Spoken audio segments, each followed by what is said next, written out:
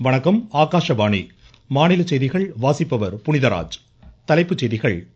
நாடு முழுவதும் 94 மக்களவை தொகுதிகளுக்கு அடுத்த மாதம் 7ஆம் தேதி நடைபெறும் 3வது கட்ட தேர்தலுக்கான வேட்புமனு தாக்கல் இன்று தொடங்கியது.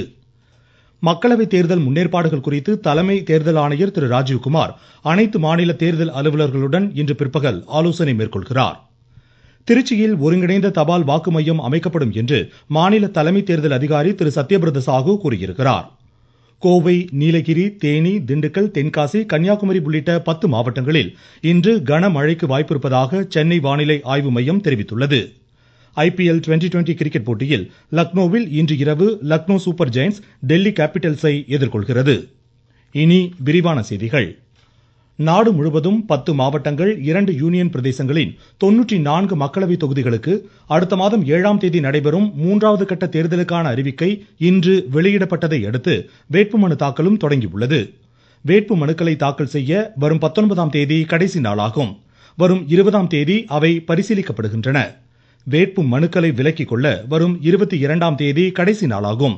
இந்நிலையில் வரும் 19, 26ஆம் தேதிகளில் நடைபெறும் முதல் 2வது கட்ட வாக்குப்பதிவிற்கான பிரச்சாரம் உச்சகட்டத்தை எட்டியுள்ளது. ஜம்மு காஷ்மீர் உத்தம்பூரில் தேர்தல் பிரச்சார கூட்டத்தில் பேசிய பிஜேபி மூத்த தலைவரும் பிரதமருமான திரு நரேந்திர மோடி, பல ஆண்டுகளுக்கு பிறகு ஜம்மு காஷ்மீரில் எந்தவித தீவிரவாத அச்சுறுத்தலும் இல்லாமல் தேர்தல் நடைபெறுவதாக கூறினார். முன்னதாக நாளிதழ் ஒன்றிற்கு அவர் அளித்த பேட்டியில், ஊழலை களைவதற்கான நடவடிக்கைகளுக்கே கடந்த 10 ஆண்டுகளில் தமது தலைமையிலான அரசு உயர் முன்னுரிமை வழங்கியதாக கூறினார். ஊழல் நடவடிக்கைகளுக்கு எதிராக தொடர் நடவடிக்கைகள் மேற்கொள்ளப்படும் என்றும் அவர் உறுதியளித்தார். பிரதமர் இன்று பிற்பகல் பார்மரில் தேர்தல் பொதுக்கூட்டத்தில் உரையாற்றுகிறார். ராஜஸ்தானில் பரப்புரை மேற்கொண்ட காங்கிரஸ் மூத்த தலைவர் திரு ராகுல் காந்தி, நாட்டில் வேலை வாய்ப்பின்மையும் விலைவாசி உயர்வும் காணப்படுவதாக குறை கூறினார். விவசாயிகள் மற்றும் மகளிரின் கோரிக்கைகளை மத்திய அரசு புறக்கணித்து விட்டதாக அவர் தெரிவித்தார். தேர்தல் பத்திர நிதி திட்டத்தின் கீழ் வழங்கப்பட்ட நன்கொடையாளர்களின் விவரங்களை வெளியிட பிஜேபி மறுப்பதாக அவர் குற்றம் சாட்டினார். திரு ராகுல் காந்தி இன்று கோவையில் திமுக தலைவர் திரு மு.க. ஸ்டாலினுடன் இணைந்து INDAA கூட்டணி வேட்பாளர்களுக்கு ஆதரவு திரட்டுகிறார். திருவண்ணாமலையில் அஇஅதிமுக கூட்டணி வேட்பாளர்களுக்கு ஆதரவு திரட்டிய அக்கட்சியின் பொதுச் செயலர் திரு எடப்பாடி கே. பழனிசாமி, திமுக ஆட்சியில் மின் கட்டணம், பருப்பு, எண்ணெய் உள்ளிட்ட அத்தியாவசிய பொருட்களின் விலை 40% உயர்ந்துள்ளதாக குற்றம் சாட்டினார். தமிழ்நாட்டில் பிரச்சாரம் முடிவடைய 5 நாட்களே எஞ்சியுள்ள நிலையில் திமுக, அஇஅதிமுக, பிஜேபி கட்சியினரும் கூட்டணி கட்சியினரும் விறுவிறுப்பான தேர்தல் பிரச்சாரத்தில் ஈடுபட்டு வருகின்றனர். மக்களவை தேர்தல் முன்னேற்பாடுகள் குறித்து தலைமை தேர்தல் ஆணையர் திரு ராஜீவ்குமார் அனைத்து மாநில தேர்தல் அதிகாரிகளுடன் இன்று பிற்பகல் ஆலோசனை மேற்கொள்கிறார்.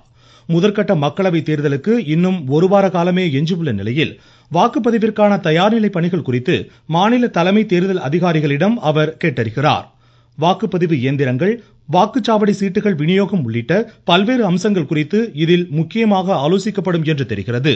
தமிழ்நாட்டில் 70% வாக்குச்சாவடி சீட்டு வழங்கும் பணிகள் நிறைவடைந்திருப்பதாக மாநில தலைமை தேர்தல் அதிகாரி திரு சத்யபிரத சாஹூ கூறியிருக்கிறார். சென்னையில் இன்று இதனை தெரிவித்த அவர், இதுவரை 4,36,00,000 வாக்குச்சாவடி சீட்டுகள் விநியோகம் செய்யப்பட்டிருப்பதாக கூறினார். திருச்சியில் மாநில அளவிலான ஒருங்கிணைந்த தபால் வாக்கு மையம் அமைக்கப்படும் என்று கூறிய அவர், தபால் வாக்கு செலுத்தும் முறையில் புதிய மாற்றம் செய்யப்பட்டுள்ளதாக தெரிவித்தார். மாநிலம் முழுவதும் தேர்தல் பறக்கும் படையினரால் இதுவரை 70,29,00,000 ரூபாய் கைப்பற்றப்பட்டிருப்பதாகவும், வருமான வரித்துறையினர் சோதனையின் மூலம் 74 கோடி ரூபாய் பறிமுதல் செய்யப்பட்டுள்ளதாகவும் தெரிவித்தார். இதனிடையே கன்னியாகுமரி மாவட்டம் தக்கலை சுற்றுவட்டார பகுதியில் இன்று நடைபெற்ற வாகன சோதனையில் உரிய ஆவணங்களின்றி கொண்டு செல்லப்பட்ட 1,69,000 ரூபாய் ரொக்கம் பறிமுதல் செய்யப்பட்டுள்ளது. தமிழகத்தில் மக்களவை தேர்தல் பணிகளில் ஈடுபடும் காவல்துறையினர் தபால் வாக்குகளை பதிவு செய்வதற்கான பணிகளில் தேர்தல் ஆணையம் ஈடுபட்டுள்ளது. சிதம்பரம் மக்களவை தொகுதியில் காவல்துறையினர் அரியலூர் ஆட்சித்தலைவர் அலுவலகத்தில் தபால் வாக்குகளை இன்று செலுத்தினர். இப்பணிகள் நாளையும் தொடர்ந்து நடைபெறும் என்று அறிவிக்கப்பட்டுள்ளது. இதேபோல் புதுக்கோட்டை மாவட்டத்தில் நாளை காவலர்கள் தபால் வாக்குகளை செலுத்த ஏற்பாடுகள் செய்யப்பட்டுள்ளன. புதுக்கோட்டை அரசு பெண்கள் மேல்நிலைப் பள்ளியில் இதற்கான முன்னேற்பாடு பணிகளை ஆட்சித்தலைவர் திருமதி மெர்சி ரம்யா இன்று நேரில் ஆய்வு செய்தார். மக்களவை தேர்தலில் 100% வாக்குப்பதிவை வலியுறுத்தும் விழிப்புணர்வு நிகழ்ச்சிகள் முனைப்புடன் நடைபெறுகின்றன. திருச்சி ஹோலிகிராஸ் கல்லூரியில் மாவட்ட ஆட்சித்தலைவர் திரு மா. பிரதீப்குமார் தலைமையில் 5000 மாணவிகள் தேசிய கொடி வடிவத்தில் ஹீலியம் பலூன்களை வானில் பறக்கவிட்டனர். 100% வாக்களிப்பை உறுதி செய்ய வேண்டும் என்று திரு மா. பிரதீப்குமார் வலியுறுத்தியுள்ளார். திருச்சிராப்பள்ளி மாவட்டத்தில் பல்வேறு விழிப்புணர்வு நிகழ்ச்சிகள் நடைபெற்றுக் கொண்டிருக்கிறது. நம்மளுடைய மாவட்டத்தில் 100% வாக்குப்பதிவை எட்ட வேண்டும் என்றால் அனைவருடைய பங்களிப்பும் மிக மிக முக்கியம். இது குறித்தான கடந்த ஒரு மாதமாக விழிப்புணர்வு நிகழ்ச்சிகள் நடைபெற்றுக் கொண்டிருக்கிறது. ஏப்ரல் 19ஆம் தேதி அன்று நம்ம மாவட்டத்தில் இருக்கக்கூடிய ஒவ்வொரு வாக்காளர்களும் வாக்குச்சாவடிக்கு நிச்சயமாக வாக்களிக்கும் பட்சத்தில் 100% வாக்குப்பதிவை எட்டுவதற்கு ஏதுவாக இருக்கும். சிவகங்கை மாவட்டத்தில் 100% வாக்குப்பதிவை வலியுறுத்தி கல்லூரிகளில் முதல் முறை வாக்காளர்களிடம் விழிப்புணர்வு ஏற்படுத்தப்படுவதாக மாவட்ட தேர்தல் அலுவலர் திருமதி ஆஷா அஜித் கூறியுள்ளார். யங் ஓட்டர்ஸ் கண்டிப்பா வாக்களிக்க வரணும். 18 வயசு வாக்காளர்கள் இந்த வருஷம் முதல் முறையா வாக்களிக்க போறாங்க. அவங்களும் வாக்களிக்க வரணும் அப்படின்ற முயற்சியில ஒவ்வொரு கல்லூரிகள்லயும் சிறப்பு ப்ரோக்ராம்ஸ் அரேஞ்ச் பண்ணி அங்கே அவங்களோட பார்ட்டிசிபேஷனோட நம்ம அவேர்னஸ் கொண்டு போய் சேர்த்து அவங்களையும் வாக்களிக்க வைக்கிறதுக்காக உள்ள அனைத்து முயற்சிகளும் எடுத்துட்டு இருக்கோம். நீங்கள் கேட்டுக்கொண்டிருப்பது ஆகாஷவாணியின் மாநில செய்தி அறிக்கை.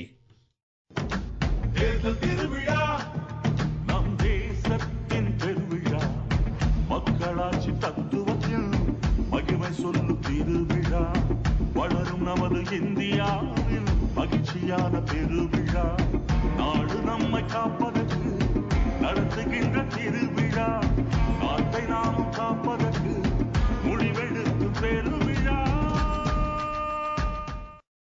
திருச்சி கலைக்கல்லூரியைச் சேர்ந்த முதல் முறை வாக்காளர்கள் இத்தேர்தலில் ஆர்வமுடன் வாக்களிப்பது குறித்து எமது செய்திப்பிரிவிடம் பேசுகையில், என்னோட நேம் சோனா. நான் கலைக்காவேரி காலேஜில் டிஎம்டி பண்ணுறேன். நான் இப்போ ஃபர்ஸ்ட் டைமாக ஓட் பண்ண போகிறேன். ரொம்ப எக்ஸைட்டிங்காக இருக்குது. இதுவரை அந்த எக்ஸ்பீரியன்ஸ் எப்படி இருக்குன்னு எனக்கு தெரியாது. சின்ன வயசில் அம்மா அப்பா இவங்கள ஓட் பண்ணும்போது நமக்கு எப்போ அந்த ஏஜ் வரும், நம்ம எப்போ ஓட் பண்ணுவோம் அப்படின்னு சொல்லி ரொம்ப ஆர்வமாக இருக்கும். இப்போ எனக்கு அந்த ஏஜ் வந்துருச்சு. என்னோட ஓட்டை நான் வேஸ்ட் பண்ணாமல் ஒரு நல்ல லீடருக்கு என்னோட ஓட்டை நான் கொடுக்கணும்னு ஆசைப்படுறேன். சாய் பிரதான் முதல் தடவை என்னோட ஓட்டை போட போகிறேன். ரொம்ப மகிழ்ச்சியாகவும் ரொம்ப எக்ஸைட்மெண்ட்டாகவும் இருக்கு. வளிமண்டல கீழடுக்கு சுழற்சி காரணமாக கோவை மாவட்ட மலைப்பகுதிகள், நீலகிரி, தேனி, திண்டுக்கல், தென்காசி, விருதுநகர், ராமநாதபுரம், தூத்துக்குடி, திருநெல்வேலி, கன்னியாகுமரி மாவட்டங்களில் இன்று கனமழைக்கு வாய்ப்பிருப்பதாக சென்னை வானிலை ஆய்வு மையம் தெரிவித்துள்ளது. தமிழகத்தில் அடுத்த 3 நாட்களில் அதிகபட்ச வெப்பநிலையில் பெரிய மாற்றங்கள் இருக்காது என்றும் இம்மையம் தெரிவித்துள்ளது. குமரிக்கடல், மன்னார் வளைகுடா, அதனை ஒட்டிய தென் தமிழக கடலோர பகுதிகள், தெற்கு கேரள கடல் பகுதிகளில் பலத்த சூறாவளி காற்று வீசக்கூடும் என்பதால் இன்றும் நாளையும் மீனவர்கள் இப்பகுதிகளுக்கு செல்ல வேண்டாம் என்று அறிவுறுத்தப்பட்டுள்ளனர். தூத்துக்குடி மாவட்டத்தில் இன்று காலை 1 மணி நேரத்திற்கும் மேலாக நீடித்த மழையால் கோடை வெயிலின் தாக்கம் சற்று தணிந்து மக்கள் மகிழ்ச்சி அடைந்தனர். பெங்களூரு ராமேஸ்வரம் உணவக வெடிகுண்டு வழக்கில் 2 பேரை தேசிய புலனாய்வு முகமை இன்று கைது செய்துள்ளது. இவ்விருவரும் கொல்கத்தாவில் மறைந்திருந்த நிலையில் இவர்கள் கைது செய்யப்பட்டுள்ளனர். இவ்விருவரும் இந்த விபத்தை திட்டமிட்டு அதனை செயல்படுத்தியதாக தேசிய புலனாய்வு முகமை குற்றம் சாட்டியுள்ளது. அரியலூர் மாவட்டம் செந்துறையை சுற்றியுள்ள பகுதிகளில் சிறுத்தை நடமாட்டம் இருப்பதால் பொதுமக்கள் பாதுகாப்புடன் இருக்குமாறு காவல்துறை எச்சரிக்கை விடுத்துள்ளது. இதனிடையே 22 இடங்களில் கேமரா பொருத்தும் பணிகள் தொடங்கியுள்ளன. செந்துறை பகுதிகளில் உள்ள அனைத்து பள்ளிகளுக்கும் இன்று பிற்பகல் விடுமுறை விடப்பட்டுள்ளது.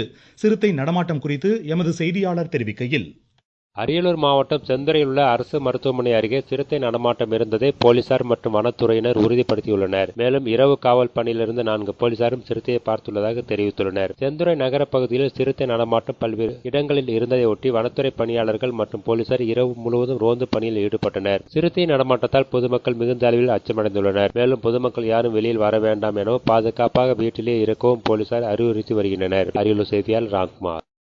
மதுரை அருள்மிகு மீனாட்சியம்மன் திருக்கோவில் சித்திரை திருவிழா இன்று காலை கொடியேற்றத்துடன் தொடங்கியது. இதுகுறித்து எமது செய்தியாளர்.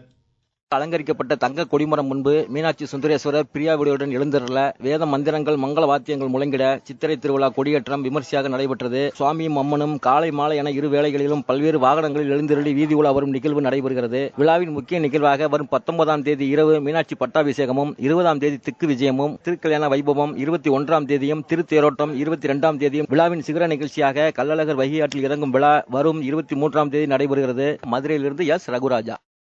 IPL 2020 கிரிக்கெட் போட்டியில் லக்னோவில் இன்று இரவு 7:30 மணிக்கு நடைபெறும் ஆட்டத்தில் லக்னோ சூப்பர் ஜெயண்ட்ஸ் டெல்லி கேபிட்டல்ஸை எதிர்கொள்கிறது. மீண்டும் தலைப்புச் செய்திகள். நாடு முழுவதும் 94 மக்களவை தொகுதிகளுக்கு அடுத்த மாதம் 7ஆம் தேதி நடைபெறும் 3வது கட்ட தேர்தலுக்கான வேட்புமனு தாக்கல் இன்று தொடங்கியது.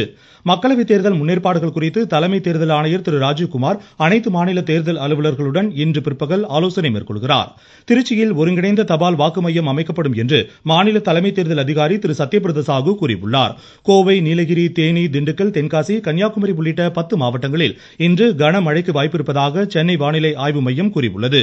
IPL டுவெண்டி கிரிக்கெட் போட்டியில் லக்னோவில் இன்று இரவு லக்னோ சூப்பர் ஜெயண்ட்ஸ் டெல்லி கேபிட்டல்ஸை எதிர்கொள்கிறது. இத்துடன் இந்த செய்தி அறிக்கை முடிவடைந்தது.